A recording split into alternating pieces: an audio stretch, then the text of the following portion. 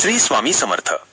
सोबतीला माझे स्वामी या युट्यूब चॅनलवर सर्व भाविक भक्तांचे अगदी मनापासून हार्दिक स्वागत. आजची ही कथा आहे भक्त कांचनची. चला तर मग सुरू करूया. येथे श्री स्वामी समर्थ आणि त्यांच्या भक्त कांचन यांची एक हृदयस्पर्शी कथा आहे. श्री स्वामी समर्थ आणि भक्त कांचनची भक्ती गाथा. एका सामान्य स्त्रीचा भक्त कांचन होण्यापर्यंतचा प्रवास आणि स्वामींनी तिचे जीवन कसे बदलले. कांचन हे एक मध्यमवर्गीय कुटुंबातील नाव. संसाराच्या गाड्यात ती इतकी अडकली होती की देवाधर्मासाठी तिच्याकडे वेळच नव्हता. पण नियतीला काही वेगळेच मान्य होते. अचानक कांचनच्या पतीची नोकरी गेली आणि घरात आजारपणाने ठाण मांडले. पदरात 2 लहान मुले आणि डोक्यावर कर्जाचा डोंगर. कांचन पूर्णपणे खचून गेली होती. तिला वाटायचे, देवाला माझी दया का येत नाही. एके दिवशी निराशेच्या भरात ती एका जुन्या मंदिरात जाऊन बसली. तिथे एका वृद्ध आजोबांनी तिला पाहिले आणि फक्त इतकेच म्हणाले, मुली, अक्कलकोटच्या स्वामींना साकडं घाल. ते कधीच कुणाला रिकाम्या हाती पाठवत नाहीत. त्या दिवसापासून कांचनच्या आयुष्यात बदल व्हायला सुरुवात झाली. तिने मनोमन स्वामींना शरण जाण्याचे ठरवले. तिने श्री स्वामी समर्थ मंत्राचा जप सुरू केला. सुरुवातीला तिला वाटले काहीच होत नाहीये, पण स्वामी तिची परीक्षा घेत होते. एके रात्री कांचनला स्वप्नात स्वामींचे दर्शन झाले. स्वामींनी तिला एकच सांगितले, दुसऱ्याचे अश्रू पुस, तुझे दुःख मी हरण करेन.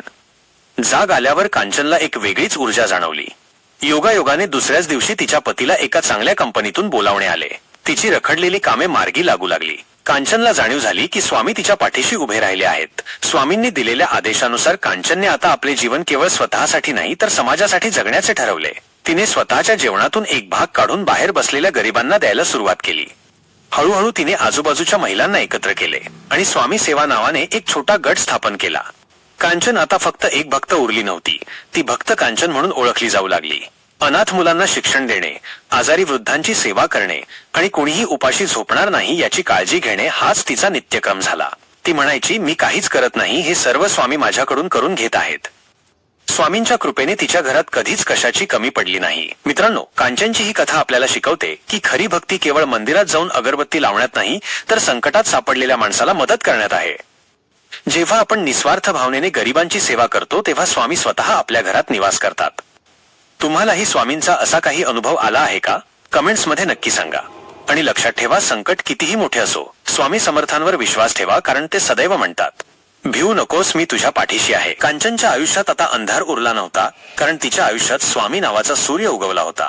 कांचनने फक्त स्वतःचं आयुष्य सावरलं नाही, तर स्वामींच्या कृपेने तिने शेकडो गरिबांच्या घरात अन्नाचा घास आणि चेहऱ्यावर हसू मिळवून दिलं.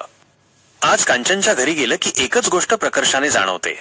तिथे भिंतीवर स्वामींचा फोटो तर आहेच, पण त्याहीपेक्षा जास्त प्रत्येक गरजूच्या सेवेमध्ये स्वामींचा वास आहे.